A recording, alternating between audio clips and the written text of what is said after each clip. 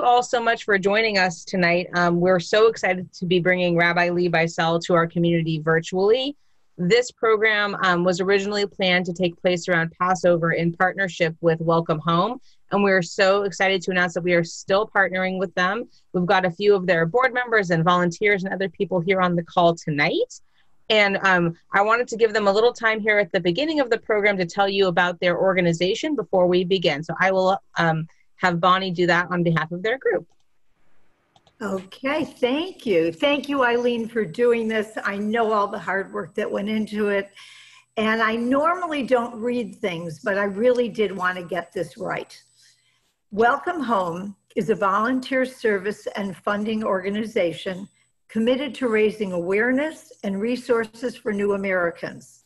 Our organization provides micro grants to invest in education and training, helping new Americans build successful careers. The coronavirus has had an especially devastating effect on the newest members of our San Diego community. Food insecurity, living in close quarters, loss of jobs, and continuing to adjust to a new culture lead to tremendous stress and fear. Now, we have the opportunity to provide emergency support and help, rushing critical supplies to those in need. Tonight, Welcome Home is inviting you to become a part of our newly established Embrace a Family. The IRC, or International Rescue Committee, and License for Freedom have identified refugee families who are in desperate need of our assistance. As a follow-up to tonight, you will receive information about a specific family and a list of their needs. Because of understandable safety and health concerns, all of our responses to these needs will be accomplished online. You can respond on your own. You can share this with a book group, a dinner group, your synagogue, your church, or anyone that you know that is just looking to help people, which I do know we all are. To those who have lost so much, as a follow-up to tonight, you will receive information. To those of us who have lost so much, one act of kindness can make all the difference. Please join us and become an embracer. You can email welcomehomenewamericans@gmail.com to find out more.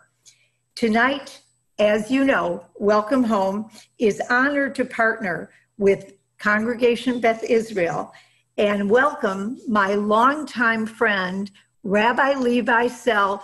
I was one of the very first people that bought the book. I love him, you will love him too, and I can't wait to hear everything he has to share. Thank you. Thank you so much, Bonnie. I wanted to also share with you a little bit of background and bio about Rabbi Bycel. He is the Sinton Professor of Holocaust, Genocide, and Refugee Studies at the University of San Francisco. He recently authored the book that you're going to learn more about tonight, Refugees in America, Stories of Courage, Resilience, and Hope. For many years, he served as Dean of Hebrew Union College in Los Angeles and Director of its Rabbinical School. He currently serves on the executive committee of the California State Council for Developmental Disabilities. Some of you may remember Lee from the years that he spoke at the Saved Our Fur rallies here in San Diego, and I see many of our Social Action Committee members on here tonight that were likely at those events. Without further ado, Lee Bycel. Thanks very much, Aileen. Good evening, everybody. I hope I'm seen and heard, and I'm sorry that I can't see all of you. I'm sorry that we can't be in person because we all prefer that, but we're, I think, doing the best in this reality. Aileen and I have had some great conversations, and I appreciate everything she's done to put this together. Bonnie Graff is a very, very dear friend, and I'm glad she and Barry are on.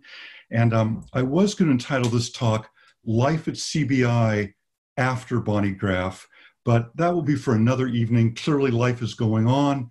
Clearly Bonnie is doing well in her retirement, but clearly continues to volunteer in the San Diego community.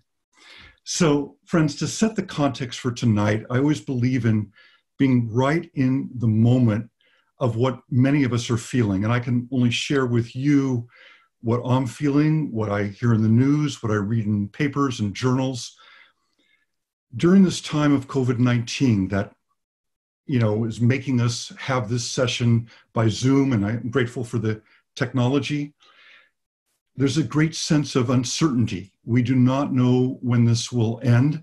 And I have a dear friend who is chairing the UC campus medical center's COVID-19 task force. And he reminds me, Lee, that uncertainty captures everything. Anyone who wants to tell us for sure anything, they really don't know. And I think it's hard. I know I'm having a hard time living with uncertainty.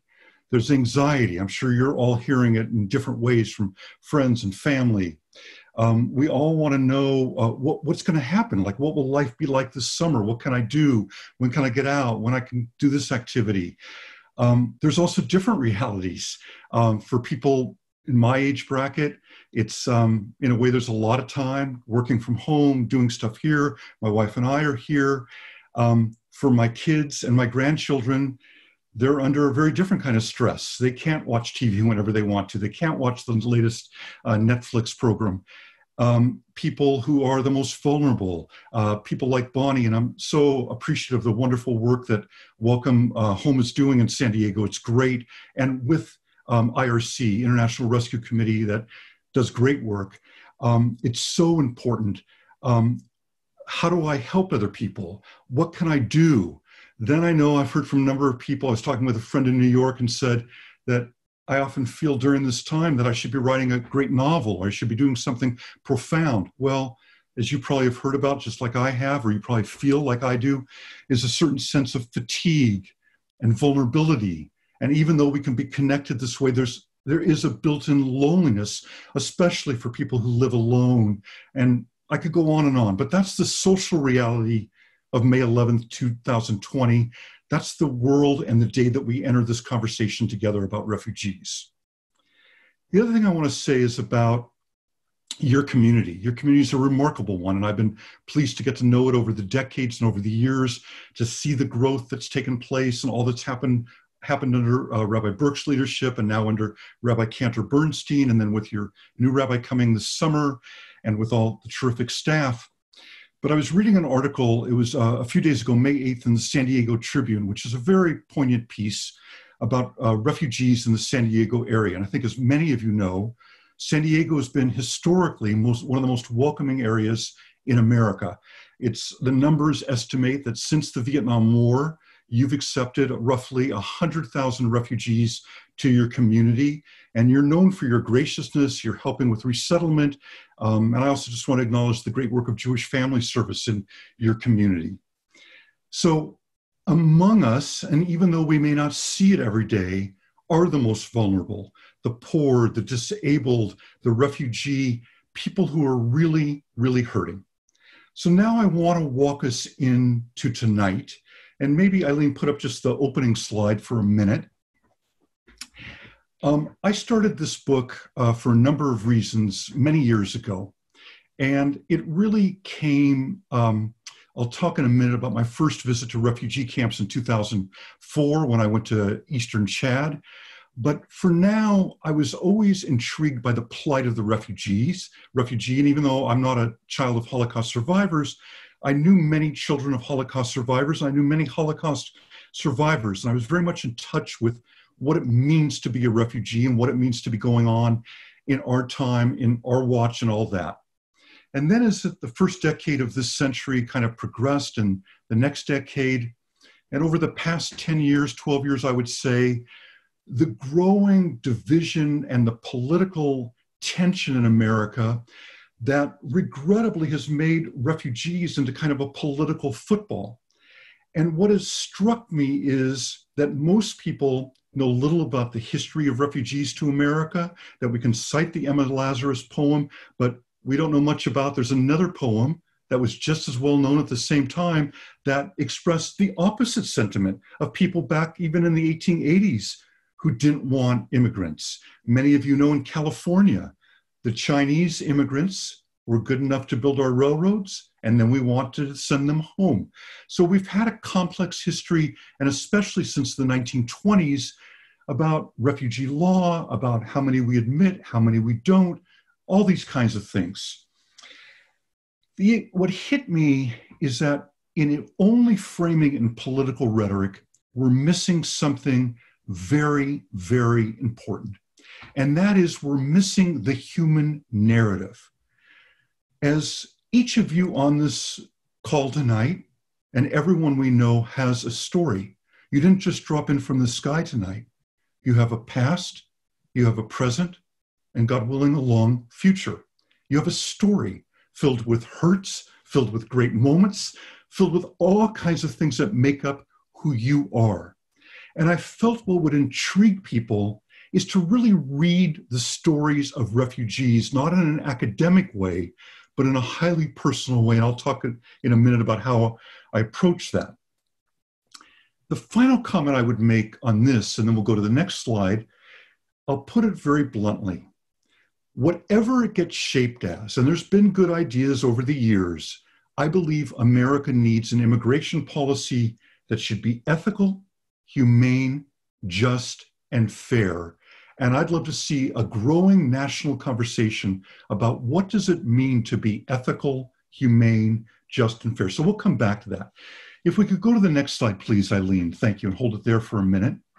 So this is a picture that I hope you can see a bit. It really grabbed me. In the summer of 17, I was in Germany and Amsterdam, where I was interviewing Syrian refugees for lots of work that I do and a little bit for this book. And this was an exhibit, and if any of you have ever been to the Amsterdam Holocaust Museum, a very powerful place. And he's a very famous Dutch actor, he's living, Crabb, if I'm pronouncing it correct, who later became an artist. So he's well known for his acting and for his artistry. He did a series that was on display about his grandfather, and the name of this exhibit is called The Demise of Abraham Crabb. And in these series of 11 portraits, we're only seeing one tonight, I often use this as a beginning. It is pretty much like you're seeing it. Behind him, we kind of see something. Is it a village? Is it a town? Is it a couple of homes? And then you see this man with a face that's hard to make out. He seems to be walking through fields, holding a rucksack, some kind of bag that who knows what he has in there. And what we don't know, going back to the uncertainty, and he probably doesn't know, where is he going? What will unfold in his life? What will his journey be like? And we who are living in uncertainty, it gives us a way in to maybe relate to a different way to the plight of the refugee. Then if we could go to the next slide, please, Aileen. Hana Arendt is a woman, a very intriguing woman, who came here from Germany in the 1930s as a refugee. First, she left her home in Germany, and she was in Europe for 8 years, and ultimately she came here in the early 40s. And I really never read things, but as this is the best way for tonight, this is something I often go back to, because even with all the modern day definitions, everything like that, Hana Arendt, who ultimately came to America in the early 40s, she taught here for years, and she's one of the great political philosophers, social philosophers, political scientists of the 20th centuries. And I love what she wrote. In the first place, we don't like to be called refugees. We ourselves call each other newcomers or immigrants. The story of our struggle has finally been known. And she's speaking about, obviously, refugees from the Holocaust. We lost our home, and this is true of every refugee that I've ever met or read about. We lost our home, which means the familiarity of daily life. We lost our occupation, which means the confidence that we are of some use in this world. We lost our language, which means the naturalness of reaction, the simplicity of gestures, the unaffected expression of feelings. Instead, we have found our own way of mastering an uncertain future. Since everybody plans and wishes and hopes, so do we. So this book emerged out of this kind of definition and of a quest to learn more about how did people living in the worst circumstances, whether it was during the Holocaust, whether it was in Cambodia, whether it was the boat people of Vietnam, whatever situation you want to name where people have had to flee, currently in Syria, where we have millions of people who have left for other parts of the world. How do they hold on? Where do they get their resilience and their courage? How do we get a bit of that during these times? And if we go to the next slide, Aileen. So my journey took me in different ways, as some of you know, throughout my life, and I'm very grateful for that, how things unfolded. In 2004, I made my first journey to Eastern Chad under the auspices of the International Medical Corps to visit with Darfuri refugees who were coming across the border into Eastern Chad.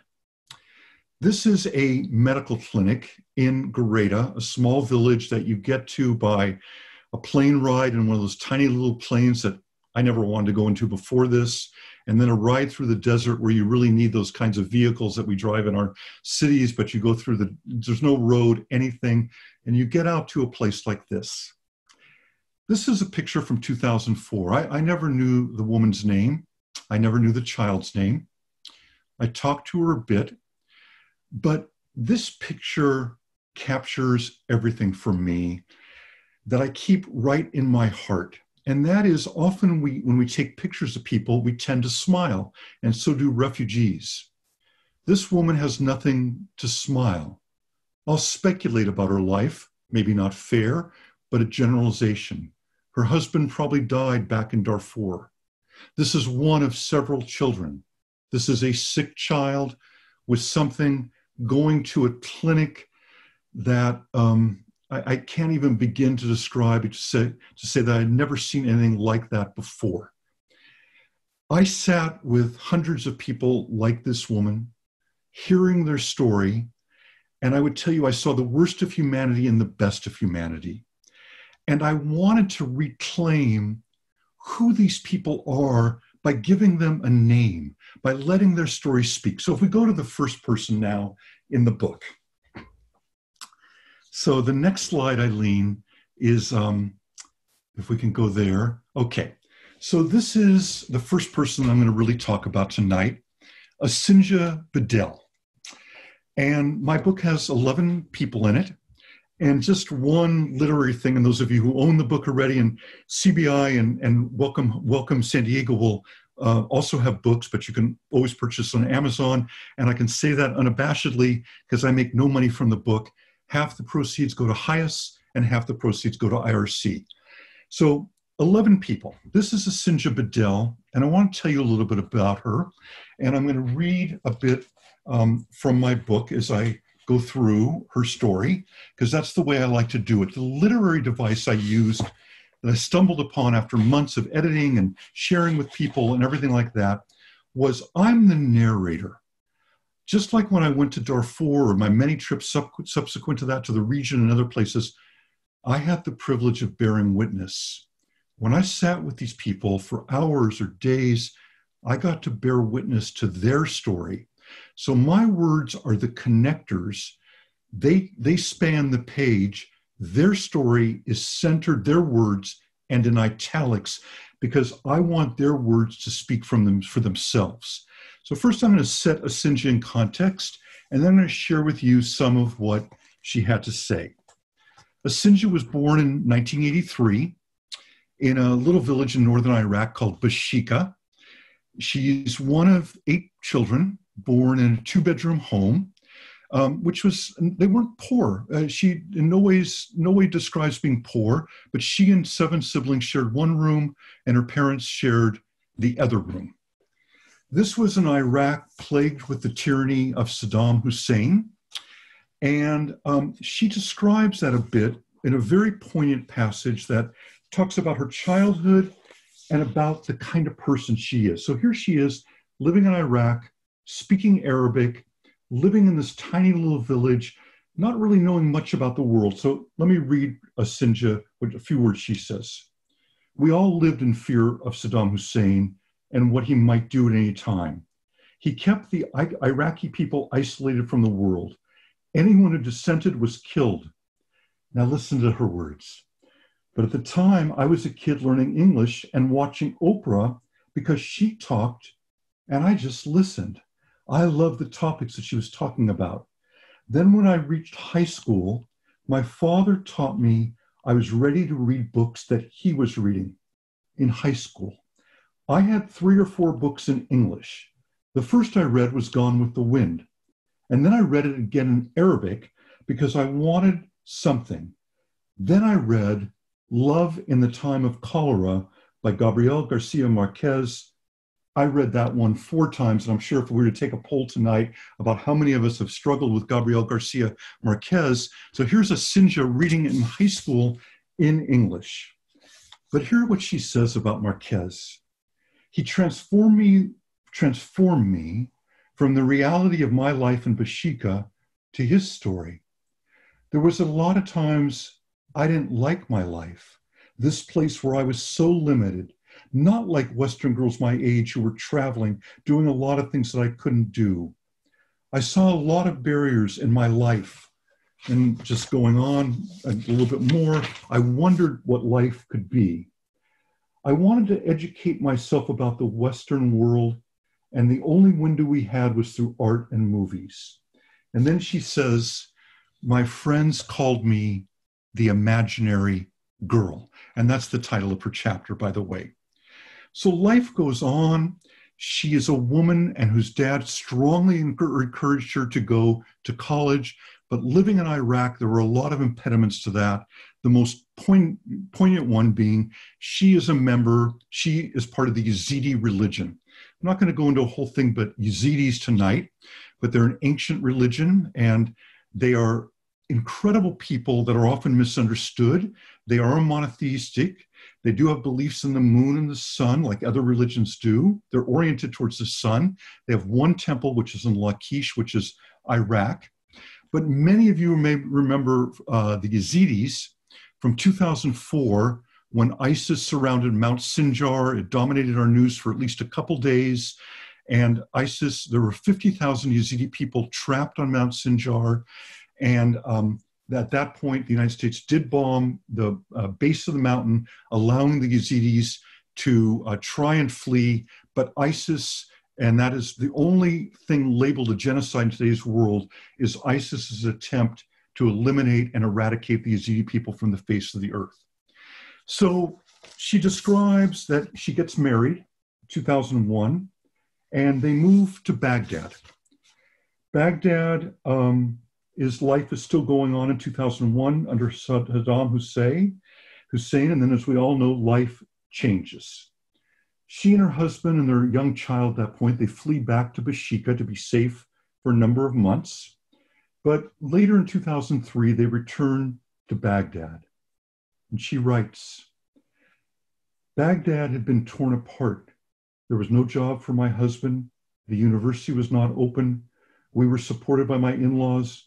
No more Hussein, but no one knew what to do. And I have to tell you, that last line I really resonate to right now in our lives. No one knew what to do. We're all doing our best. Everyone's trying to cope in their very best. And if I venture to say that certainly most people on this call tonight, we are privileged in many ways. Most of you probably have a shelter and food, I assume, and people you love and care about and contact. How many people have none of that, especially refugees like Bonnie spoke about? And then Sinja goes on to describe life in Baghdad. They killed everyone. Every day there were bombings. And then imagine this, we were actually getting used to life with dead bodies lying on the streets. Anyone could be killed for any reason. Then my husband received a frightening warning, a bullet wrapped in a piece of paper with his name and simple message, you will be killed. They saw any Iraqi working with American companies as a traitor, and the fact that he was Yazidi made it even more dangerous. Now, this raises so many issues about how quickly life gets changed. If we had been together 5 months ago and I said, friends, there's going to be a global pandemic come May time or our original March or April time, you would have all looked at me like I was crazy. People's lives dramatically change in ways that are so profound. And going back to the Hana Arendt definition, I think of everyone in my book, people like Asinja as all they've gone through. The other thing I really wanted to do, or one of many things, is not just tell the horror of Asinja's story, which has a lot of horror in it, but I wanted to focus on the positive, the humorous, about what things meant to her, about life in certain ways. So, long story short, her husband is able to get out first on false passports, fake passports. He goes to Turkey. And about a year later, Asinja and her children, and really what would be considered a miracle, get out and go to Istanbul. She speaks no Turkish. They know no one. And here she reflects a little bit on that. I didn't know the word refugee. I never thought I'd be a refugee. I thought I would travel, perhaps in my dreams, to see the world like the girls in the movies. Maybe I'd get a scholarship studying at a university. My dreams were big, that I was thinking about Harvard, but to enter as a refugee instead, I didn't even understand what I'd been told. My life had been discrimination against me because of my religion, and thought that maybe this was another way to just label me as a Yazidi. And by the way, one of the reasons they got passports to America, or visas, entry visas to America, were because they were Yazidis, and we recognized the genocide was taking place against them. So they were among the privileged people who did get somewhat expedited, but still took a long, agonizing journey. So I want to jump ahead to a year later. This is in 2007, the year that Asinja comes to America. And they're in the Istanbul airport. I mean, they just can't believe that they've ever made it. It's 2008, I'm sorry. And this is Asinja. She's a very friendly person. And by the way, this is sitting in her office in Houston, which I'll tell you more about her in a minute. Just a remarkable person. This went on for a day and a half. And what I would tell you is, when she described her journey, she brought me with her back into Iraq, back into Turkey, back into everything she went through. So she talks about, they're at the Istanbul airport. She's walking around, and she sees a group of women. She has no idea where they're from, but she goes over and she describes. They were so friendly. They accepted us. They didn't really care about what I believed, what my color was, where I was from. And when I saw that they are women who travel together once a year without their husbands and have fun, I realized that that could be my life and my daughter's life. And a woman in the US, one has choice and freedom. So again, things that we might take for granted, again, as we should.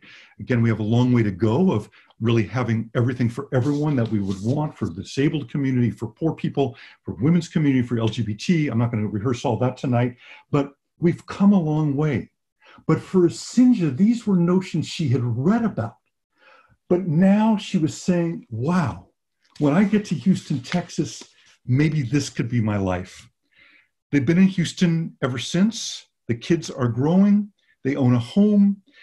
She's pursuing an MBA now with a focus on leadership at Houston University. She works as full-time as an operations manager at a Houston investment company.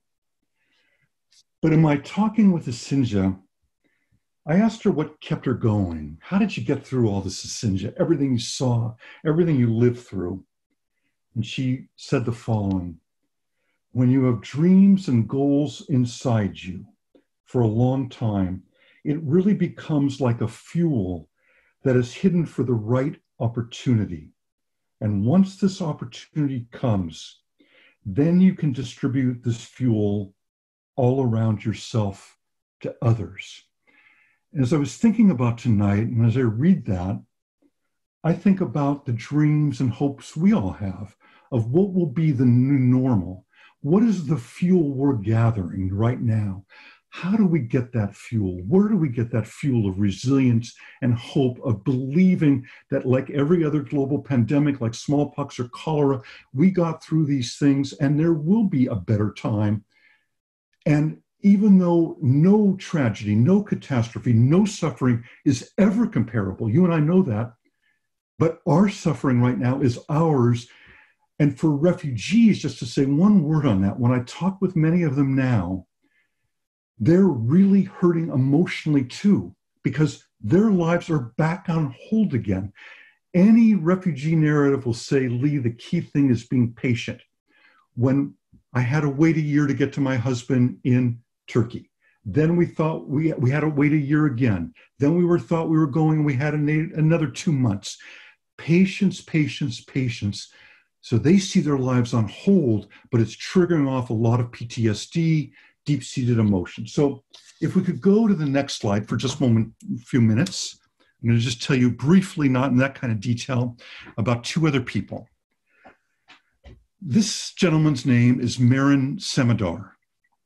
He became a United States citizen last December, and he was with me in January when I had the privilege of, here in the Bay Area, one of the major ceremonies is in Oakland at the Paramount Theater. If any of you know it, I welcomed 1,461 new citizens to America with the speech. Any of you want it, happy to send it to you.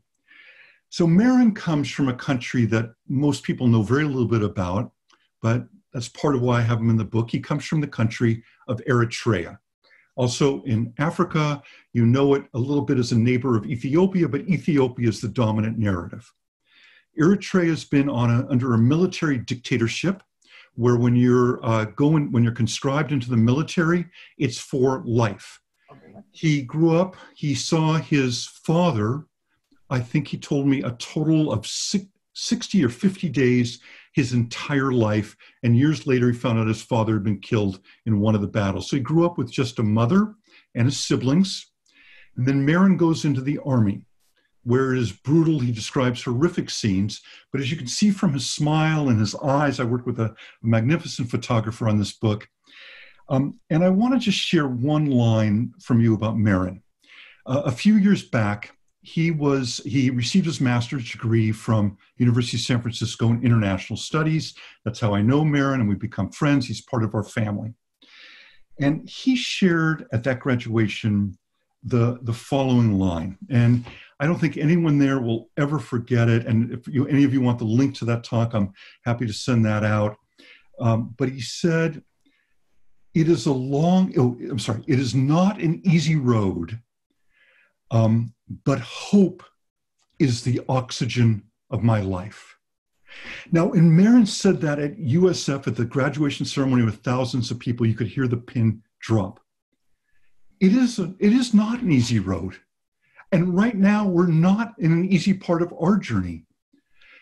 And I think, again, for Meren, when I spent hours and hours with this gentleman, you see that hope really is the oxygen of his life.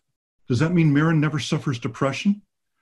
Does that mean even though Meren has a full-time job right now, is he not really suffering from a lot of things, sitting in his little apartment in Oakland, in places that you and I really wouldn't want to go to very often? I think hope in a very serious way, not just a word we might use that, am I hopeful, am I pessimistic, but even saying in this time of uncertainty, like Meren, I have hope. And then I want to just go to one other, and then in a few minutes, Aileen will open it up to question, but just take, 5 more minutes here. Walita Sanguma. Walita is from the Democratic Republic of the Congo. And as you know, millions of people have died in the civil war, the genocide, the horror of the Democratic Republic of the Congo. His story is a miraculous one. It started when he was a boy, I think 8 or 9 years old, and he was with his family in church on Christmas Day, I believe 1998, and the next church, which was about 100 yards away, the next church was bombed, and so were the ground between the two churches. His church people, many of them got out alive, and that began a very long journey to America, which I would tell you one of the key elements, and I can give you some of the key themes that I've found in my interviewing refugees over the years, and these are commonalities that people have. There's a resilience, there's a strength of character, there's a courage, there's an ability, they have an anchor of some kind. And this is what I was going to talk about. There's luck. Every refugee I've always met with has an element of luck. And when you read Walita's story, you'll see the role luck played in and what you do when luck comes to you. And there's also a desire to never be seen as a refugee. And just jumping to Sinja for a minute, but they've all told me, and I know you do a lot of great volunteer work in San Diego. Sinja talks all about with me, a woman in Houston that came from a local church by the name of Anne, who came over and just helped Sinja to learn how to use buses, how to shop, the basics that we take for granted, because remember, as Hana Arendt said, you lose everything as a refugee, your language, your familiarity, your history, your culture. So in this journey in the past couple months of COVID-19, I've been in touch with everyone in my book and others. And I talked with Walita a couple weeks ago. And if you can go to the next slide, please, Aileen. And I asked Walita, Walita, you and I and everyone we know, we're living in this challenging time of COVID-19. What do you have to say about it? And I just want to share with you, as I reflect on the current international crisis caused by COVID-19 pandemic, I am reminded of my various privileges. So all this man's been through, and look what he goes right to. Me, the COVID-19 pandemic is not a personal crisis. In other words, even though it is an equal opportunity critic, we know though there's poor people, refugees, the most vulnerable are getting more than others. And like in San Diego, two areas are getting it much more. And I would assume they're not the most affluent areas, but I know that the areas of El Cajon and City Heights are disproportionately affected, where many refugees live in San Diego. But he looks at his privileges. It's not personal. We have an opportunity to work at home while attending to our two daughters, like many of you or your kids or friends. At the same time, there are so many of our brothers and sisters around the world that are experiencing the negative effects of this pandemic. Now there again, I'll just pause. Just imagine life in a refugee camp. Just imagine where you can have no social distancing. Just imagine being a Syrian refugee in the Beirut, in the inner city of Beirut, where there's a whole sub-economy of Syrian refugees. There's no social distancing. And then he goes on, people are laid off from work. The lives of loved ones are lost due to the infectious disease. Children are unable to learn, and the list goes on. And then I'm just skipping a little bit. Now is the time for us to act with compassion, to examine the realities of this international crisis, and to determine where and how we can contribute our diverse gifts to lift up each other. When my family and I escaped the war in the Congo and made our way to the United States, we did not have the resources to survive on our own. We were greeted by compassionate individuals that supported us as we transformed to a new life. Small acts of compassion have the power to change the course of history. I know that my life has changed for the better because of it. I can hope we can take this moment of panic, sorrow, and history and use it to change the course of history for the better. So Walita really gives us a challenge. Are we going to learn from this? Are we going to use those small acts of compassion to uplift each other? Are we going to learn lessons that will be so valuable as we emerge in that new normal? So let me just end with this, then Aileen will open it up to questions. This journey in the world of refugees has taught me so much about their reality, their world, but it also is a constant reminder of my frailty, my vulnerability. And there are lots of people in need in this world. But just imagine if someone said to you and me tonight, leave your homes in 1 hour, take a little backpack and leave because you're Jewish, because you're Christian, because you're from this country, because you're Iraqi by birth, because you're this descendant, because you're this race, whatever it is. And you and I had to go start life somewhere new. And like Hana Arendt described, we didn't know language or culture or anything. People like that woman, Anne, who was there for Sinja, would mean everything. So more than anything in this book, it is to uplift the human story and to empower us to more include refugees in our ongoing discussions. I'm going to stop there and open to any questions you might have. I appreciate your listening for so long and being so patient. So Aileen, you can open it up. So I'd like to implore anyone to use either the raise hand function or type into the Zoom group chat. I'll also throw it into gallery mode if anyone wants to physically raise their hand. We'll try to find you. And while people are thinking of some questions, I actually had a question after hearing all of that was, how did you find all of these wonderful people to interview for these books and to hear their stories? That's a great question. Do you see how gray I am, Aileen? Does it come through? I used to have black. No, it didn't get gray because of this. Gray because of age. So I would say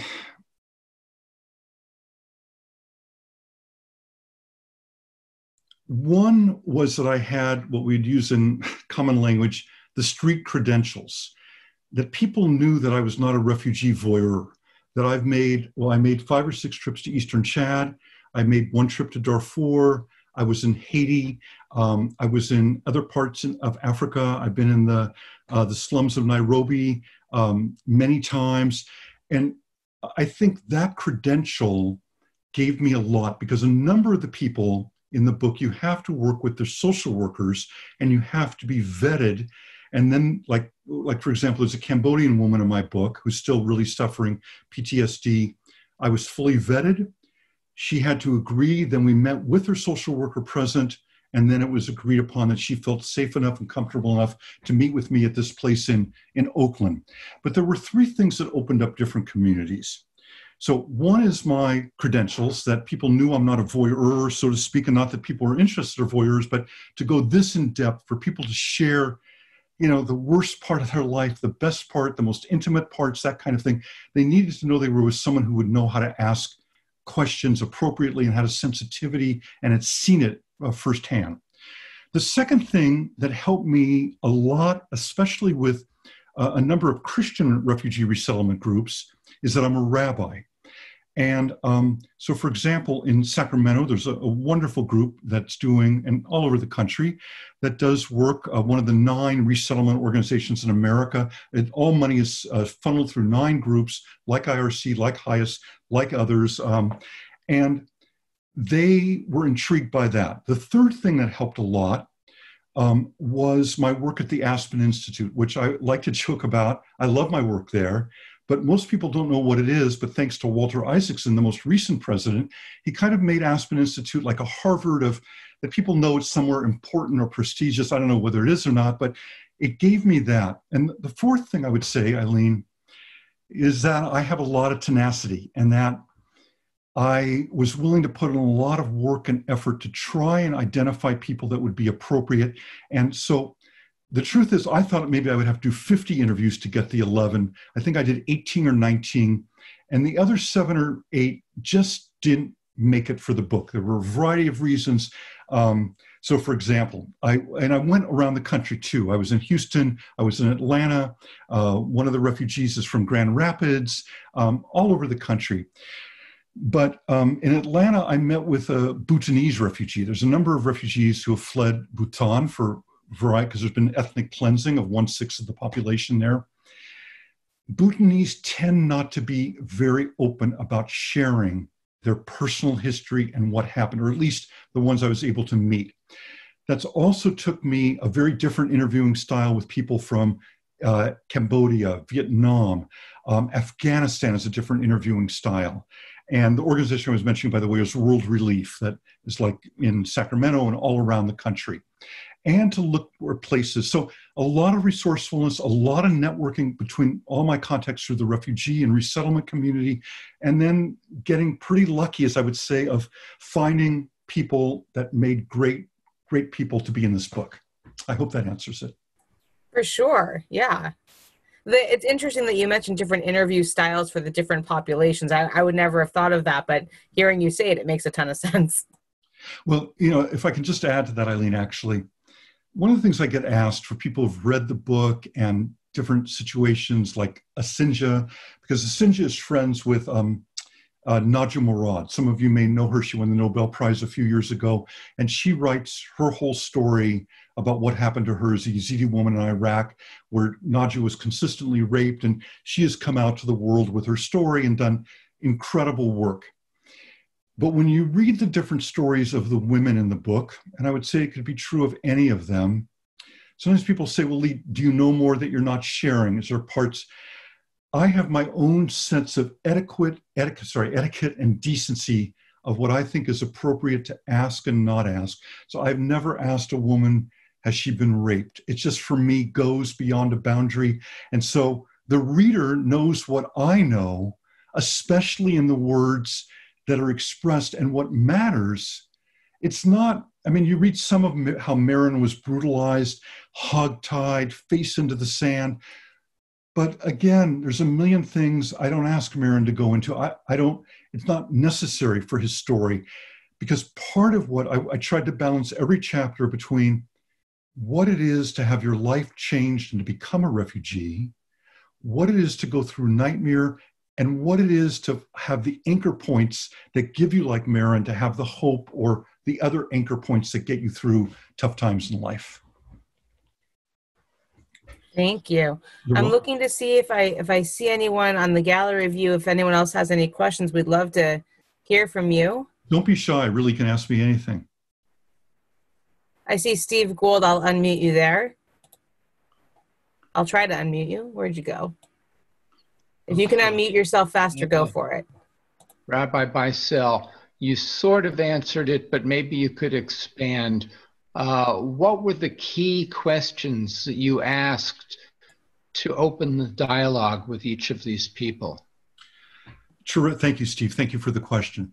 So I had a whole, I developed all these questions, but basically they fit into three categories.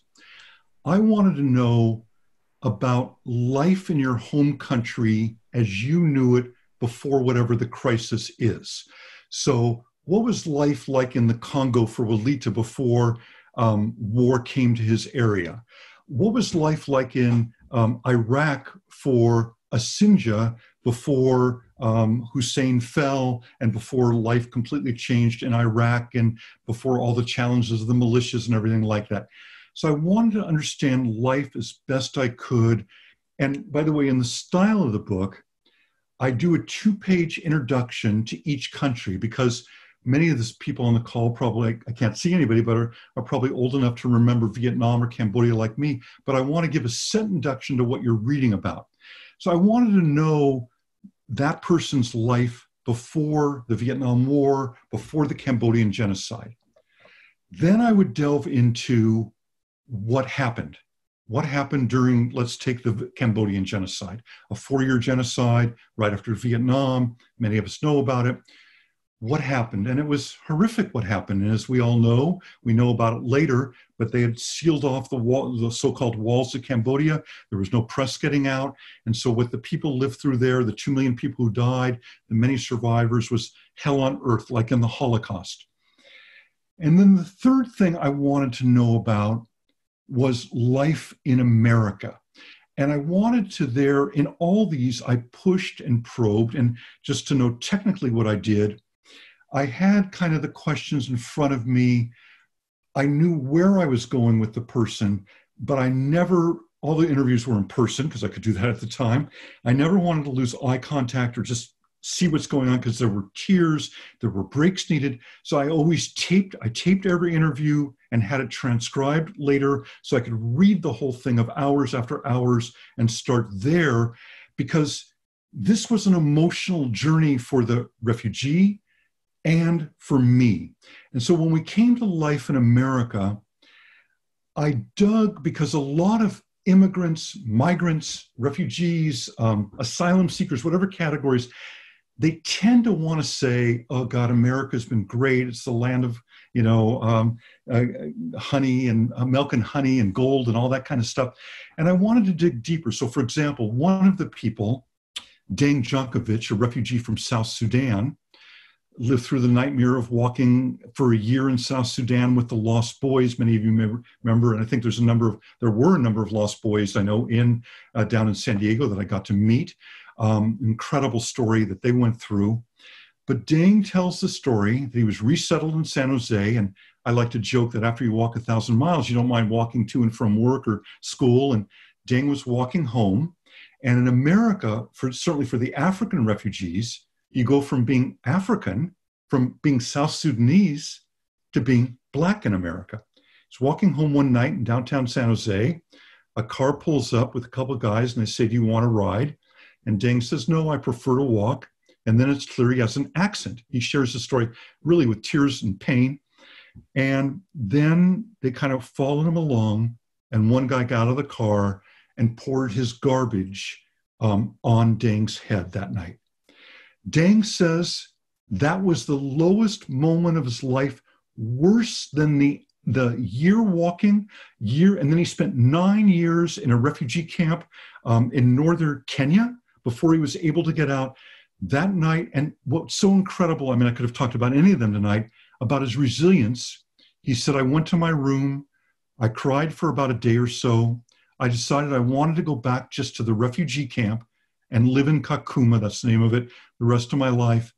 And then he said, listen to the maturity. I mean, the Lost Boys don't know how old they were. They were all given the birthday of January 1st with some made up years. So whatever age he thought he was then, in the mid-20s, he said, "I realized what those two guys did is not a lens into America, and it's not personal. These two gentlemen have problems, and they chose to take it out on me that night. And I was not going to let them shape and define my life ahead." And I find that in so many of them. So it's a great question. I hope I answered it, Steve. But basically, country, what life was like, what happened, and life in America. Wow, wow. Thank you. Ronnie, I saw your hand up. Did you still have a question? My question was basically answered by the last question about what the response to life in America.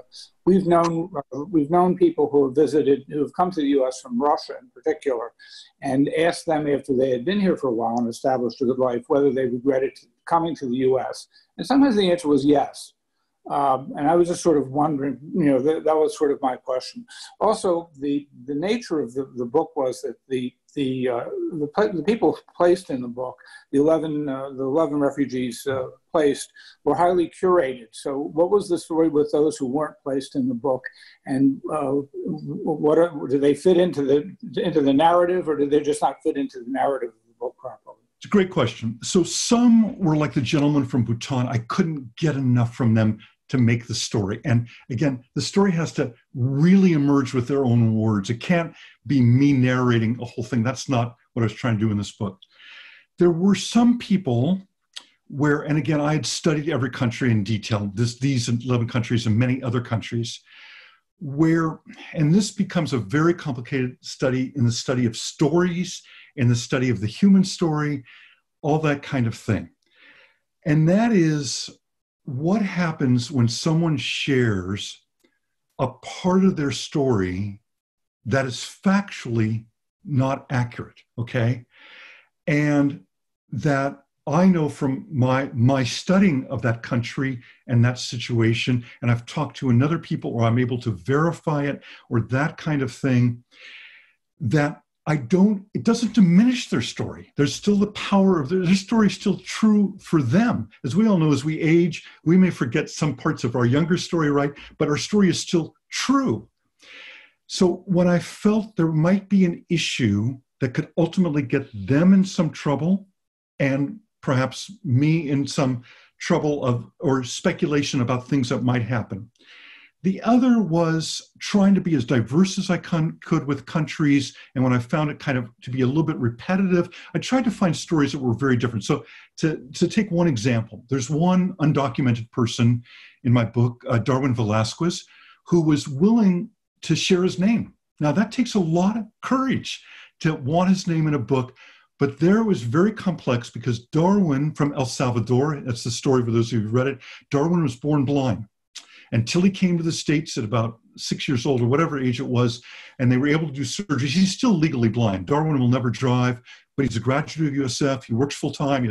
He's married and has a child. His parents, Darwin is probably 23 or 24 now. He's the youngest, and the oldest is a Holocaust survivor, who I'll end with when Aileen tells me to in a minute. But Darwin wanted to share his parents' names, and I said, we can't do that. They don't want their names shared. They're undocumented. And no matter what plan we're ever going to have in America, God willing, it will include all DACA beneficiaries, which is what Darwin is, and maybe it might be 1.5 million, 1.8 million, 2 million. but it will, right now, there's no pathway for people like Darwin's parents. And they live in the underground world that you and I know in San Diego or up here in Northern California or wherever we are tonight. And so Darwin was willing to take a risk with his own name. He seems to be very comfortable still, but that was an act of courage. So I tried to pick what was the most diverse, what fit together, balance of men, women, different kinds of storyline, and that's it. So, Aileen, you want one more question, or should I bring it to an end? What would you like? Well, I think let's give this an opportunity. We are all here together. If there's one more question, I know a lot of questions may come up afterwards if you're thinking about this or reading the book later, and I'm sure you can find Rabbi Bycel's information on his website and things like that, or we can get you guys in contact. Yes. Are there any other questions right now in the room? Hi. Say Bob. Bob. There you are, Bob. Let me spotlight you there. There you go. Oh, Hi, Bob. Oh, looking at myself. Okay. Here's my question. First, thank you, Rabbi, for doing this. I think you are speaking to a group of people who are already quite sympathetic, if not empathetic, to your message. My question to you, having been in this area for a while, is do you have any insights or advice as to how you better, or maybe better stated, we can effectively spread the word, or more effectively than we already are trying to do in terms of spreading the word, particularly in this divided situation that we find in our country, which is exacerbated now by the problems that the country is facing. Do you have any tools or techniques that you think we might be able to use to more effectively spread the message that you are spreading so well? Bob, are you a plant? That's a great closing question. That's where we were going to wrap this up, so that was perfect. I don't know who texted you behind the scenes, but right on. No, it's a question I have in my head. Go ahead. Perfect. I really appreciate the way it's asked and kind of the call to action. Where do all of us who care already, who are so, that's right. I mean, I think anyone tonight that got on is somewhat sympathetic, empathetic already. The vast majority of people. It's like, I used to speak about my experiences in Darfur and Chad in many places. And I stopped doing that, I mean, many years ago, because I realized the only people coming were the people already open to it. I'm trying to frame this discussion in a way when I go out to congregations, or when the book tour, before the book tour ended, I was dealing with the art of conversation, the art of civil discourse, things that I learned from Aspen, civic engagement. How do we deal with people who have different views than us? But in this subject, Bob, in general, look, for me to say 71 million people, that's an underestimate by the UN, a real underestimate, are internally displaced tonight, are refugees. Me and most people I know who work in this field would say double, triple that number. I mean, how are they counting them, are around the world? Does that figure mean anything? Does it move you? I think what moves people are human stories, whether it's in a book, whether it's in a video. So I'm going to give you an example, not in my book, and then I'm going to give you one from the book. So I mentioned the Kabira slum of Nairobi. If any of you have ever gone on safari through Nairobi and you were to have asked, where's Kabira? They would act in the nice hotel. I have no idea. Kabira is a few miles from downtown. 1 million people living in Kabira with no services, no running water, nothing like that. And for me to say, yeah, I've walked through there many times. There's 1 million people with no services. You can't imagine that. You know, we all go back to our lives. We're going to go back to our Netflix series after that, or whatever we're doing tonight. But what do I do? So I'll tell you how I bring that Kabira to life. And you can Google it. There'll be 1 million things. So you have to put in Kenya. Google, I want to be a pilot, Kenya, or Kabira, if you remember that. It's about an 8-minute video made that tells the story. This little boy tells his story, looking up at airplanes, that his dream is to be a pilot. And what I believe is trying to convey of reshaping the discourse in America away from this horrific political rhetoric that's been going on for nearly a decade or more to what does it mean to be an ethical country? What does it mean to be humane? What does it mean to be just and fair? And you know what? Let's look at one human being. Let's look at the life of Asinja. Let's look at the life of Walita. I think it brings people in a way that does much more than numbers. All of you who have met refugees or migrants or undocumented people, you know what that experience means. I think when people have an experience, I've seen people turn radical, completely go around about all kinds of things in life when they meet the person. When they, to me, in a way, the greatest crime we can maybe commit, I mean, there's a lot, I guess, is not listening to people's stories. Look, that comes out of my own story. There's been times in my life when maybe people didn't listen to my story in the way they wanted. Most of my life they have. I'm privileged, I'm white, all those kinds of things. We don't need to rehearse that. So I would say is trying to convey the humanness of this problem, not the monstrosity of it, but of taking an example. And I can send you lots of video clips. I'm happy to be a resource in whatever way Aileen would like me to.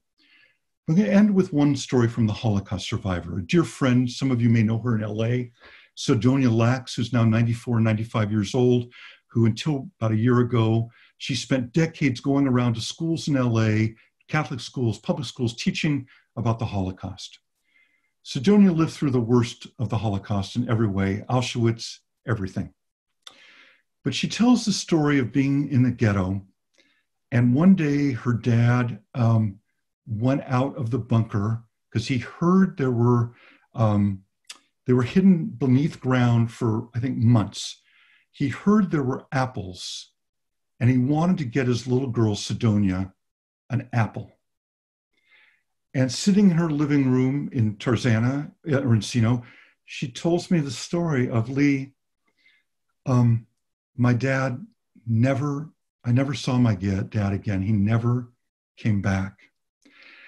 And Sidonia, I have a beautiful picture of her with an apple.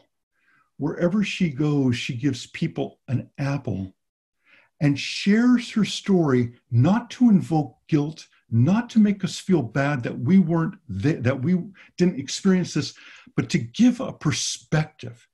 The more human we can make things, if we start with a human story, I really believe strategically we can get to comprehensive immigration reform, which, by the way, we almost had 2 times in the past 15 years. Once by the Democrats, one by the Republicans. It was blocked because of partisan politics back, by 2 different presidents. But we had plans, the McCain-Kennedy plan. These were not ideal. They were good plans. I think we can again find a way to come up with something that we can live with, that we can feel good about. But will we convince anyone? I can't answer that. But I believe in trying to relate the story in a way that people can hear the story based on that person's social reality. So, my friends, I thank you for all you're doing in San Diego. You can reach me through Aileen. She can give out my email. I can send you more resources. I can answer questions. I want to be a help, and I hope the time we'll get to a new normal where I can come down to San Diego and visit, and we can laugh and we can talk more about this subject. And Aileen, I again really want to thank you and your community and Bonnie with what all you're doing with Welcome San Diego. It's just been a pleasure tonight. Thank you, thank you, thank you. This has been awesome. I know I've learned a lot. I'm going to unmute the room so people